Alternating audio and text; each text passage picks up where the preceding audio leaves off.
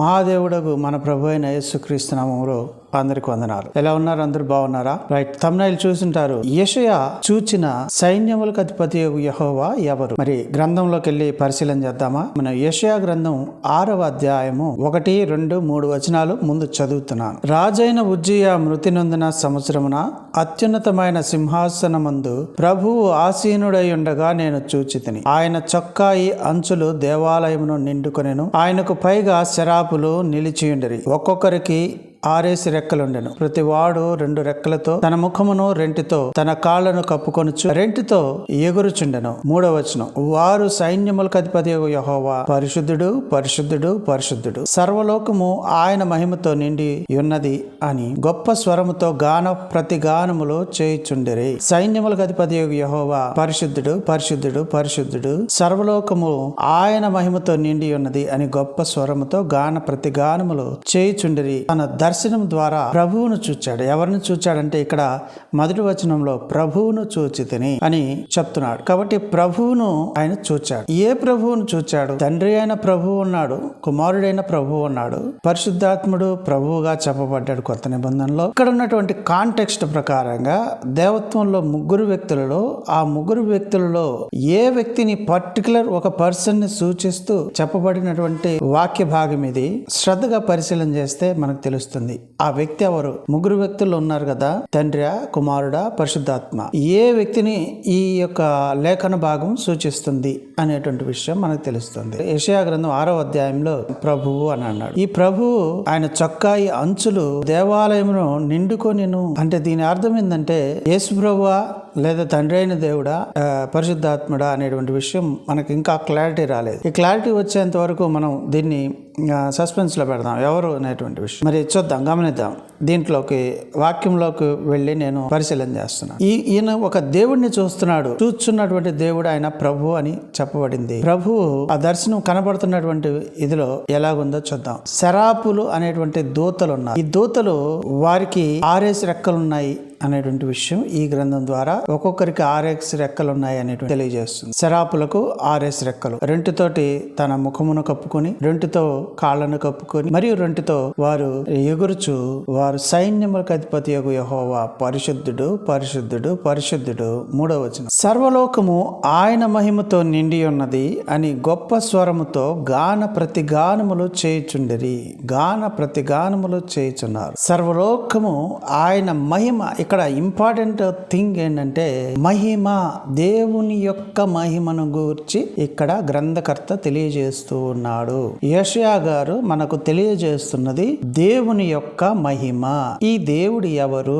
తండ్రి, కుమారుడా, పరిశుద్ధాత్మ అనే విషయాన్ని మనం లోతుగా వెళ్లి పరిశీలన చేస్తే అర్థమవుతుంది ఏ వ్యక్తిని గురించి తెలియజేశాడు అనేటువంటి విషయం. సరే, నేను ముందుకు వెళ్లి 8వ వచనం నుంచి చదువుతాను. ఇక ఇదంతా కాంటెక్స్ట్ ఉంది. తర్వాత ప్రభు మాట్లాడుతూ ఏమని అంటున్నాడు చూద్దాం. యెషయా గ్రంథం 6వ అధ్యాయము 8వ వచనంలో, అప్పుడు నేను ఎవని పంపెదను, మా నిమిత్తం ఎవడు పోవునని ప్రభు సెలవీయగా వింటిని. అంతటా నేను చిత్తగించము, నేనున్నాను, నన్ను పంపుమనగా. ప్రభు ఏమని సెలవిస్తున్నాడు? నేను ఎవని పంపదును? మా నిమిత్తము. మా నిమిత్తము, దేవత్వంలో ఉన్న వారి నిమిత్తము, తండ్రి, కుమారుడు, పరిశుద్ధాత్ముల యొక్క నిమిత్తము ఎవడు పోవునని సెలవీయగా నేను వింటిని. అంతటా చిత్తగించము, నేనున్నాను, నన్ను పంపమనగా. 9వ వచనంలో, ఆయన నీవు పోయి ఈ జనులతో ఇట్లనము, మీరు నిత్యము వించుందురు గాని గ్రహింపకొందురు, నిత్యము చూచుచుందురు గాని తెలిసి కొనకొందురు. 10వ వచనం, వారు కన్నులతో చూచి, చెవులతో విని, హృదయముతో గ్రహించి, మనస్సు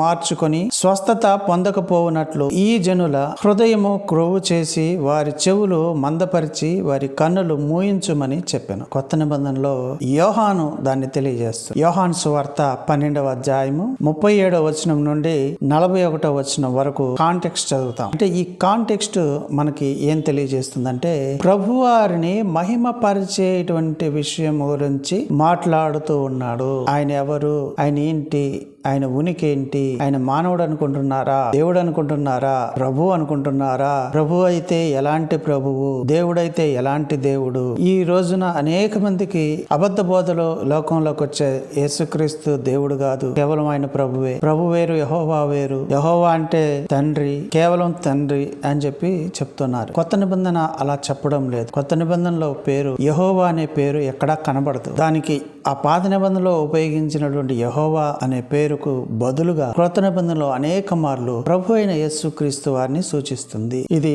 ఆయన మహింపరచబడేటువంటి అంశం. మరి యోహాను గారు పాత నిబంధన కొటేషన్ ని ఇక్కడ చెప్తున్నాడు. చూద్దామా? యోహాను సువార్త 12వ అధ్యాయము 37వ వచనం నుండి 41వ వచనం వరకు నేను చదువుతాను, జాగ్రత్తగా వినండి. యేసు ఈ మాటలు చెప్పి వెళ్లి వారికి కనబడకుండా దాగి ఉండెను. ఆయన వారి ఎదుట ఇన్ని సూచక క్రియలు చేసినను వారు ఆయన యందు విశ్వాసముంచరైరి. 38వ వచనం. ప్రభువా, మా వర్తమానము నమ్మిన వాడెవడు? ప్రభువు యొక్క బాహువు ఎవనికి బయలుపరచబడెను అని ప్రవక్త అయిన యెషయా చెప్పిన వాక్యము నెరవేరునట్లు ఇది జరిగెను. ఇందుచేత వారు నమ్మలేకపోయిరి. ఎలయనగా వారు కనులతో చూచి హృదయముతో గ్రహించి మనస్సు మార్చుకొని నా వలన స్వస్థపరచబడకుండానట్లు ఆయన వారి కన్నులకు అంధత్వము కలుగజేసి వారి హృదయము కఠినపరచెను అని యెషయా మరి ఒక చోట చెప్పెను. 41వ వచనంలో చదువుతున్నా. యెషయా ఆయన మహిమను చూచినందున ఆయనను గూర్చి ఈ మాటలు చెప్పెను. ఆయన మహిమను చూచినందున, యెషయా ఆయన మహిమను చూచినందున ఈ మాటలు చెప్పెను. యెషయా చూచింది ఎవరి మహిమను గురించి? యెషయా చూచిన సైన్యములకు అధిపతియగు యెహోవా ఎవరు? క్రొత్త నిబంధనలో యేసుక్రీస్తు ప్రభువారు యొక్క మహింపరచబడేటువంటి అంశాన్ని ప్రస్తావిస్తూ యోహాను సువార్త 12వ అధ్యాయం 37వ వచనంలో ఈ మాటలు చెప్పి వెళ్లి వారికి కనపడకుండా దాగి ఉండెను. ఆయన వారి ఎదుట ఇన్ని సూచక క్రియలు చేసినను వారు ఆయన యందు విశ్వాసముంచరైరి. ఆయన యందు విశ్వాసం ఉంచాలి. మనం ఎవరు అనుకుంటున్నారు విశ్వసించదగినటువంటి వాడు ఎవరు? దేవుడైతేనే విశ్వసించగలం. వేరే వ్యక్తిని మనం విశ్వసించలేం. సరే, విశ్వాసం ఉంచినంత మాత్రాన దేవుడు ఎలా అవుతాడు అని కొంతమంది పిచ్చి ప్రశ్నలు వేసే వాళ్ళు ఉండొచ్చు. కానీ దేవుడు తన సొంత మహిమ కలిగినటువంటి వాడు. ఆ మహిమను యెషయా చూచాడు. ఒక మాట చెప్పాలంటే, నేను పర్సనల్ గా మారు మనసు పొందుటకు బైబిల్ గ్రంథంలో నుంచి మెయిన్ ఏదైనా అధ్యాయం ఉందనంటే అది యెషయా గ్రంథం 6వ అధ్యాయం. యెషయా గ్రంథం 6వ అధ్యాయంలో దేవుని చూచినటువంటి దర్శనాన్ని నేను ఒకసారి ఊహించుకున్నాను. మనం ఇలా చూస్తే ప్రభువు ముందు మనం పడిపోతే, ఆయన పాదముల యొద్ద పడిపోతే, యోహాను అంటాడు ఆయన దేవత్వపు భాగాన్ని చూచినప్పుడు ప్రకటన 1వ అధ్యాయంలో 17వ వచనంలో, నేను ఆయనను చూడగానే చచ్చిన వాని వలె ఆయన పాదముల యొద్ద పడితిని. నేను ఆయనను చూడగానే చచ్చిన వాని వలె ఆయన పాదముల యొద్ద పడితిని. ప్రభువైన యేసుక్రీస్తు వారి యొక్క దేవత్వాన్ని చూస్తే ఎవరు కూడా తాళలేరు. చచ్చిన వాని వలె ఆయన పాదముల యొద్ద పడాల్సి. యెషయా కూడా ఆ రోజు కలవరపడ్డాడు, ఉనికిపోయాడు. సైన్యములకు అధిపతి యెహోవా పరిశుద్ధుడు పరిశుద్ధుడు పరిశుద్ధుడు అని మానక గాన ప్రతిగానములు చేస్తూ ఉన్నారు ఆ రోజున శరాపులు. అయితే అక్కడ చూచినటువంటి దేవుణ్ణి చూచినప్పుడు, ప్రభువును చూచినప్పుడు కలవరపడ్డాడు. యెషయా గ్రంథం 6వ అధ్యాయము 6వ వచనం. అప్పుడు ఆ శరాపులలో ఒకడు తాను బలిపీఠము మీద నుండి కారుతో తీసిన నిప్పును చేత పట్టుకుని నా యొద్దకు ఎగిరి వచ్చి నా నోటికి దాన్ని తగిలించి 7వ వచనం, ఇది నీ పెదవులకు తగిలిన గనుక నీ పాపమునకు ప్రాయశ్చిత్తమాయను, నీ దోషము తొలగిపోయాను అనెను. ప్రవక్త అయినటువంటి యెషయా అపవిత్రమైన పెదవులు గలవాడని. యేసుక్రీస్తు ప్రభువారి దేవత్వాన్ని మనం చూడలేం. అందుకనే తిమోతికి రాస్తూ అంటాడు పౌలు, సమీపింపరాని తేజస్సులో ఆయన మాత్రమే వసించుచు అమరత్వం గలవాడై ఉన్నాడు అని. దేవాది దేవుడైనటువంటి మన ప్రభు, మహాదేవుడైన మన ప్రభు ఎక్కడ నివసిస్తున్నాడంటే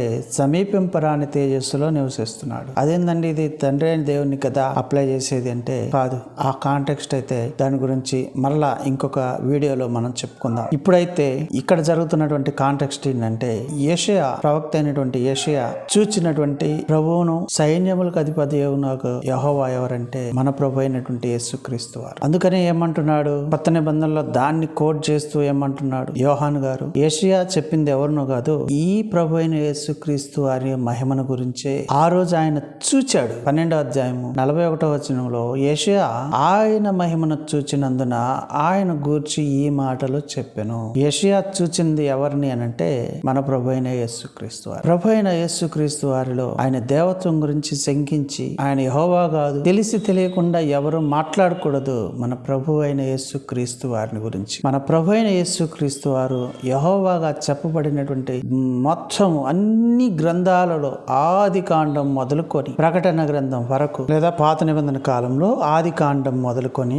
మలాకీ గ్రంథం వరకు పాత నిబంధన కాలంలో యెహోవా అనేటువంటి పేరు ప్రస్తావన ఎప్పుడు జరుగుతూనే ఉంటుంది తెలుగు బైబిల్లో. సో ఆ యెహోవా ఎవరు? ప్రభు అయిన యెహోవా అనేటువంటి మాట ప్రస్తావన వచ్చినప్పుడు ఎవరు ఆయన అంటే, కొత్త నిబంధనలో అనేక సందర్భాల్లో ప్రభు అయిన యెహోవా అనేటువంటి మాట రాయబడింది. కొత్త నిబంధనలో కూడా దాన్ని కోట్ చేసి ఆ లేఖనానికి అర్థం ఇది అని చెప్తూ వస్తూ ఉన్నారు. కాబట్టి ప్రియులారా, కొత్త నిబంధనలో ఆ పాత నిబంధన కాలపు యెషయా కాలంలో జరిగినటువంటి దర్శనం, ఆ దర్శనంలో యెషయా చూచినటువంటి ప్రభువును సైన్యములకు అధిపతియు నాకు యెహోవా ఎవరు అంటే మన ప్రభు అయిన యేసుక్రీస్తు వారు. మీరు కావాలంటే శ్రద్ధగా ఆ యొక్క 2 లేఖన భాగాలను కంపేర్ చేస్తూ చదవండి. యెషయా గ్రంథం 6వ అధ్యాయం మొత్తం, అలాగే యోహాను సువార్త 12వ అధ్యాయము 37వ వచనం నుండి 41వ వచనం వరకు మీకు చదివినప్పుడు మీకు తెలిసిపోతుంది ఆయన ఎవరు, ఆయన చూచింది ఎవరు, యెషయా గ్రంథం 6వ అధ్యాయంలో